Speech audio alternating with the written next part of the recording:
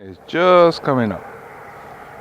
And as I check all these over, oh my gosh, do I have a lot of work. Next couple weeks, I'll be pruning and have an idea how I could show you some details on how pines get pruned. So, well, let's move in. This will be typical of what's on the tree, right?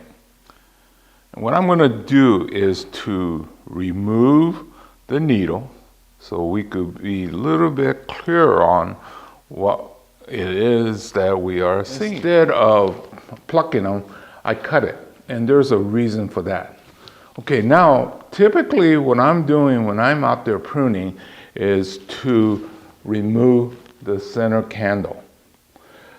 There is very little use for this, so I would say about 99% of the time the center candle should be removed. So the center candle is removed. So when shaping, if this is the trunk, it goes up, up, up, and then by removing the center, you'll stop the action going straight. If you left the center, you'll get very straight, and there will be no taper between here and the new section. So now from here, do you want to go this way or that way? Well, for the kind of movement we want, I think this might be more interesting. So what you do is to leave this one untouched. Now, if you look very, very carefully, other than this, there's smaller candles coming out. And if there is smaller candles, you don't even have to do that. You just take this whole thing backtracking. This is your main line, this is your new line, and then you need a side branch, right? And then there was these little candle that you leave, and then it becomes your side branch. When I'm working on the projects and you're watching me, I do think very quickly.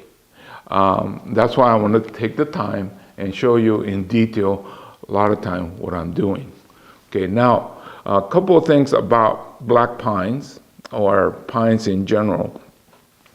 If there is a healthy green needles, if you right here, the reasons why I did not pluck this, but to cut them short, well, at the base of every one of these, with a young, vigorous needle, there is a bud that's hidden. So you could cut to that point and there will be new shoots coming out. Versus if I had plucked it so that it looks more like this, and I cut it, nothing would have happened.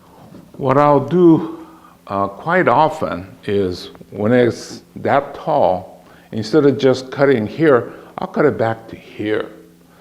Now, it depends on the vigor of the pine, but pine, especially in the upper part, they're very vigorous. So a lot of times I'll let it go once and then cut it right here. And what that does is to, especially on the top, by cutting down here, you'll transfer the energy to the lower part, which will balance out the tree. When you work on the larger trees, you can't see the detail, but a lot of times this is what I'm doing, is to cutting back, not to the first set of candles, the first cluster of candles, going back one lower. And it kind of sets it back, but it also helps to balance out the energy a lot of times.